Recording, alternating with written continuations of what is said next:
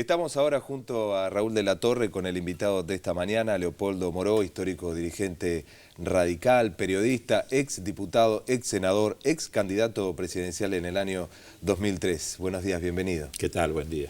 Bueno, hay mucho para hablar, Raúl, del futuro, Buenísimo. del presente, también del pasado. Pero me gustaría comenzar la charla preguntándole su impresión sobre la cumbre de la CELAC, la que tuvo oportunidad de participar.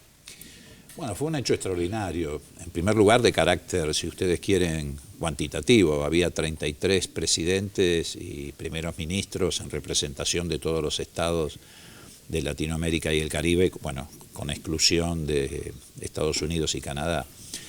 En segundo lugar, revelador del avance que ha habido en materia de integración en el continente. Este no es un proceso nuevo, ha sido una etapa que se inició allá en los albores de la democracia en la década del 80, que se avanzó muy trabajosamente, pero que tuvo hitos importantes, como fue la primera reunión de la CELAC, que en realidad tenía esa denominación, la sigla, pero significaba otra cosa, era la Conferencia Económica Latinoamericana y del Caribe, que se hizo en Quito en el año 84, donde acudió, por ejemplo, Raúl Prebisch y otros economistas importantes. Bueno, esto tiene el antecedente del Mercosur, del UNASUR, del Grupo Contadora en Centroamérica cuando se evitó la invasión a Nicaragua, del consenso de Cartagena. Y todo este camino ha culminado finalmente en este foro, que todavía no es en sí mismo un organismo. Creo que hay que seguir avanzando en esa dirección. Tuvo presente el secretario general de las Naciones Unidas y el secretario general de la OEA. Tiene dos significados diferentes. La presencia del secretario general de la OEA en Cuba, después de que Cuba fue echada de la OEA en el 62, tiene todo un símbolo político que avanza en dirección a terminar con el bloqueo. Y la presencia del secretario general de Naciones Unidas es una especie de certificado de calidad de la CELAC como un bloque internacional que en términos económicos además sería el tercer bloque del mundo. A partir de allí también se han abierto instancias de negociación con China, con la Unión Europea. Hay un protagonismo en un espacio que además tiene una característica, es muy diverso. Ahí había presidentes que podríamos encuadrar dentro de las concepciones bolivarianas, pero también había presidentes como el de Colombia, el de México, Piñera, la presidenta de Costa Rica que se adscribe a la socialdemocracia. Y sin embargo, todos pudieron articular un documento muy importante. Para la Argentina hubo dos aspectos importantes. Desde ya el clásico y contundente respaldo de reivindicación de nuestra soberanía en Malvinas, pero además un artículo, el 45, que hizo una referencia muy concreta donde los 32 países restantes le dieron un respaldo a la Argentina en términos de la negociación con los fondos buitre. En una señal muy fuerte de la justicia norteamericana, todos los jefes de Estado le dijeron: señores, las negociaciones entre acreedores y deudores hechas de buena fe y sobre la base de la aceptación de determinadas reglas de juego deben ser inconmovibles, porque si no además ponen en juego, valga la redundancia, toda la arquitectura financiera internacional y neutralizan hacia adelante reestructuraciones de deuda. Después se declaró zona de paz al continente. Eso también tiene un impacto y un significado, porque implica que se prohíbe el tránsito de armas nucleares o la instalación también, obviamente, y además en el futuro pueda poner en discusión las bases norteamericanas en el continente, que todavía en algunos lugares persisten, Colombia, Guantánamo, etc. Bueno, fue una reunión que además tuvo el complemento de la inauguración, y esto yo le doy mucho significado, de la terminal de contenedores más grande de la región, en el puerto de Mariel en Cuba. Va a movilizar alrededor de 2.200.000 contenedores al año, todo con financiamiento de Brasil y con una empresa de logística brasilera que también va a operar. Esto va a articular el comercio entre América Latina, Caribe y África. Pero además demuestra que puede haber financiamiento genuino, propio, latinoamericano, para obras de infraestructura que nos deje, digamos, al margen del financiamiento que normalmente hay que ir a buscar a otros centros de poder, para fortalecer además la idea de un Banco del Sur. Así que fue una jornada realmente muy importante. Pareciera que estas cuestiones que se pueden articular entre países, como planteaba recién Moró, a nivel regional se pueden lograr, pero articular este tipo de políticas a nivel nacional nos cuesta bastante. Inclusive yo leía algunos cuestionamientos, algunos comentarios, no siempre con buena intención, que han hecho sobre su participación en la delegación nacional. Y una respuesta suya que me parece interesante volver sobre el tema ahora, que estas cuestiones son, como la CELAC, son políticas de Estado, no son cuestiones partidarias, y que además su partido tiene una tradición y sobre todo el sector del alfonsinismo, de permanentemente pelear o participar de todo aquello que sea la construcción de la unidad latinoamericana. ¿Cómo entiende este tema en este momento donde el debate en Argentina parecería correr por otras vías? Bueno, yo creo que, hay gente que hace política para construir y hay gente que hace política para destruir. A mí me da la impresión de que estamos en un momento donde hay que hacer los mayores esfuerzos en favor de la construcción. Efectivamente, en este caso específico de la integración latinoamericana, nosotros tenemos una larguísima tradición que arranca incluso mucho antes que Alfonsín, con Irigoyen, con Ilia. Muchas de estas cosas se recordaron en la cumbre de la CELAC porque fueron hechos que marcaron a fuego la historia latinoamericana, como por ejemplo cuando Irigoyen se le plantó al presidente de Hoover de Estados Unidos y condenó la invasión norteamericana a Nicaragua, que terminó en el asesinato de Sandino, ¿no?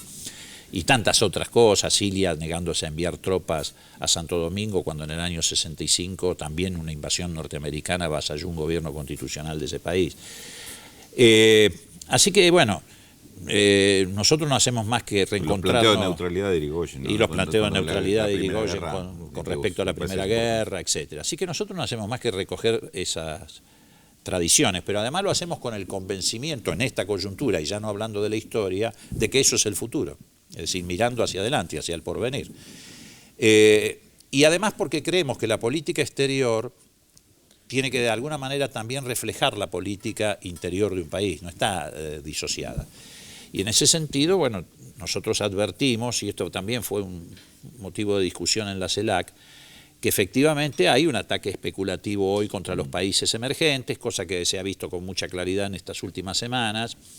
Estados Unidos ha de alguna manera recuperado fortaleza, y apenas recuperó fortaleza decidió ir contra los países emergentes, está tratando de buscar la complicidad de la Unión Europea en esta materia. Inclusive se manifestó decepcionado con la cumbre de la CELAC, bueno, Estados Unidos. Y para ellos es una decepción, claro, obviamente, claro. Eso es así, porque termina para siempre con la política panamericana, claro, y pasamos a una política latinoamericana, que son dos conceptos absolutamente diferentes. Entonces, frente a esta situación, yo creo que también hay que buscar articular, y es una responsabilidad que tenemos todos, el gobierno y también los partidos que no forman parte del oficialismo, porque estos ataques especulativos externos también coinciden con los ataques especulativos internos. A nosotros nos pasó exactamente lo mismo en el año 89. Son escenarios diferentes porque hay condiciones diferentes, pero los actores son los mismos.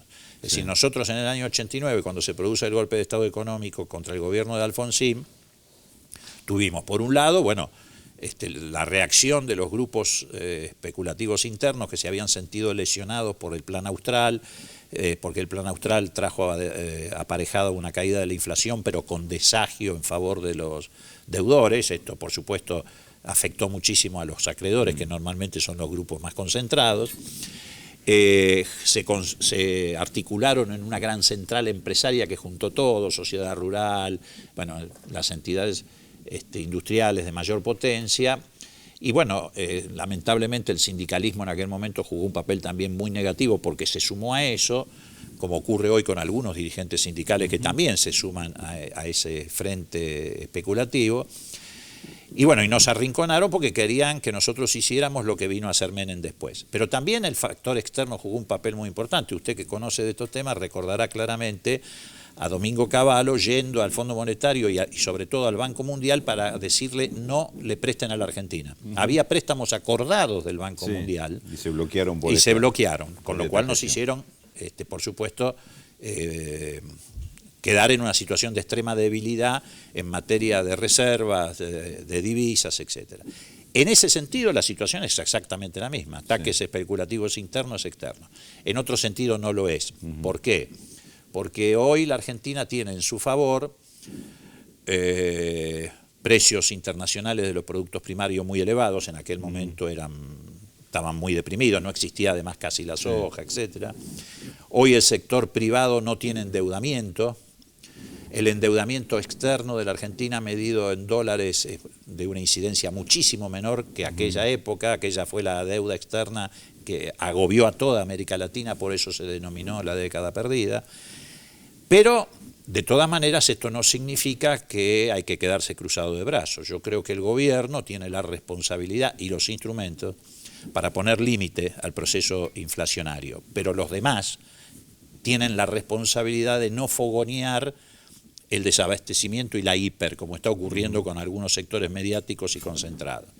Me parece que hay que compensar esta devaluación a los sectores de ingresos fijos y particularmente a los que usan su salario para comprar alimentos. Y creo que en ese sentido un mecanismo, no el único, ahora se está haciendo discusiones con las cadenas de valor, lo que me parece bien, pero me parece que puede ser efímero, es, por ejemplo, articular un ente regulador de la comercialización de granos. Yo creo que esto es urgente, porque además todo el mundo, no solamente el gobierno, los bancos, particularmente los bancos, informan que en este momento los exportadores tienen retenidos entre 3.000 o 4.000 hasta 5.000 millones de dólares de la cosecha anterior. Si esa cifra estuviera disponible, hoy las reservas de la Argentina superarían los 30.000 millones de dólares y no habría tanta inquietud en torno a esa cuestión. Ahora, ¿por qué es posible que esto ocurra? Porque eso lo tienen en su poder 6 o 7 firmas, que son las que hacen la comercialización en la Argentina y que se llevan ganancias muy importantes porque el costo de comercialización ronda el 15%, una cifra gigantesca si la medimos respecto al volumen total que se comercializa. Entonces yo creo que hay que crear una especie de Junta Nacional de Granos. Hoy ya no sería posible exactamente replicarla porque Menem la liquidó, vendió los hilos, los transportes, pero sí un ente regulador que permitiría primero atacar la elevación de precios en el origen, en las materias primas. En segundo lugar, destrabaría el cuello de botella que significa la falta de divisas. Porque yo creo que el problema hoy en la Argentina no es atender la demanda de dólares, hay que atender el problema de la oferta, hay que aumentar la oferta. Y bueno, por esta vía se aumentaría. Y terminaríamos con esta especulación y además nos anticiparíamos a los ataques especulativos que van a venir de afuera. Que van a venir seguramente. Recordemos que el tema del comercio de granos prácticamente vincula en un mismo monopolio desde el acopio que le compra el productor hasta el puerto cerealero por donde sale, porque el puerto además ya es privado también. La mayoría, sí. Esta agencia de comercialización o ente regulador que usted está planteando, que diríamos se debería aplicar de forma urgente. Como decía. Sí, es una responsabilidad urgente del gobierno y de la oposición. ¿Es un planteo para debatir con todos los sectores políticos? ¿Es una medida que debería tomar el gobierno por sí de manera urgente? ¿Cómo intervendría en el tema de la liquidación de las divisas, por ejemplo? Yo creo que el gobierno, si el gobierno toma esta iniciativa, obviamente tiene que intentar consensuarla con los sectores políticos, porque estas son decisiones de la política, no decisiones del mercado. Sí. En todo caso, si hay alguien para incorporar del sector privado como actor a esto, son los pequeños y medianos productores. Sí. Esto va en favor de los pequeños y medianos productores, no en contra, porque es un mito que son los pequeños y medianos productores los que retienen la cosecha. No tienen espalda financiera para hacerlo, no tienen tampoco tanta capacidad de ensilaje, más allá de que existe el silo bolsa, de todas maneras eso no significa poder esconder ahí la producción. Esto va en favor de los productores que recibirían un precio pleno y incluso mejorarían su rentabilidad, pero es el único sector que yo implicaría y los haría participar de las transacciones, como ocurría en el pasado. En el pasado, la Junta Nacional de Granos compraba cosechas enteras. En 1965, en el gobierno de Arturo Illia, se compraron 20 millones de toneladas de trigo, prácticamente todo el saldo exportable, y la Junta Nacional de Granos se lo vendió directamente al gobierno de China, que fue además un acontecimiento increíble porque China ni siquiera estaba integrada en Naciones Unidas. Era una especie de malo demonio del mundo. Recién después Nixon inició la política de acercamiento.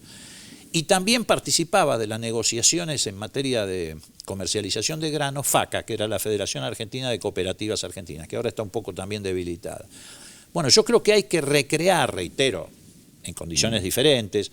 Hoy no hay capacidad de ensilar en sí los propios, bueno, pero hay maneras de participar de la negociación. Y bueno, y hay que hacer esta articulación entre la política y la producción, dejando de lado a la especulación. El día que nosotros podamos hacer en la Argentina una buena articulación entre política, producción y trabajo, esto va a andar mejor.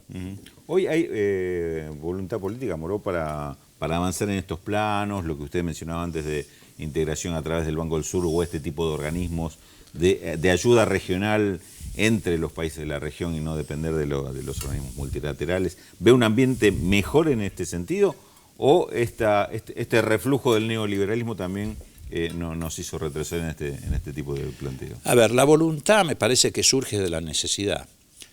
Hay una necesidad. Ahora, uno puede interpretarla o no, uno puede fortalecerse o debilitarse. Estos ataques especulativos pueden ser exitosos o pueden fracasar de acuerdo a la fortaleza que uno tiene. Esto es como cuando se te viene el equipo encima. Si vos tenés una buena defensa, no te hacen el gol. Si estás flojo de papel en la defensa, te meten el gol. Yo creo que en ese sentido hay que hacer una articulación, reitero, política. Me parece que en materia de integración latinoamericana, esto es política de Estado, con excepción de las fuerzas políticas que claramente se ubican en un pensamiento conservador y alineado con Estados Unidos, que ya sabemos quiénes son en términos de política. Pero las fuerzas mayoritarias me parece que en esto tienen.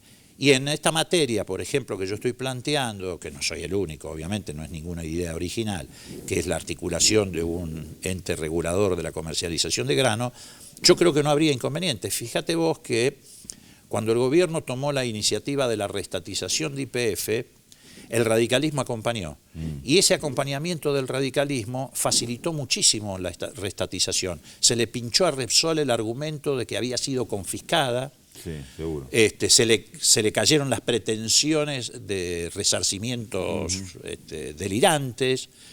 Nos pegaron más a nosotros en los editoriales de los diarios de esos días que al propio oficialismo por la decisión, porque sabían que la presencia del radicalismo acompañando eso le daba fortaleza a la decisión. Entonces yo creo que el gobierno, si tiene la decisión, por ejemplo, de avanzar en este sentido, articulando con otras cosas que puede estar haciendo, bueno, tiene que sentarse con el principal partido de oposición y decirle, miren señores, discutamos la posibilidad de articular una agencia que regule la comercialización de granos en la Argentina. Bien. Moro, bueno, muchísimas gracias. No, al contrario, gracias. Por la visita, seguramente, y esperemos que no sea la primera ni la última. Y ojalá estemos hablando la próxima vez de cómo avanzó esta iniciativa, ¿no? Que, como dice Moro, no es únicamente original de él, pero importa de dónde proviene. Gracias. No, al Moro. contrario, gracias a ustedes.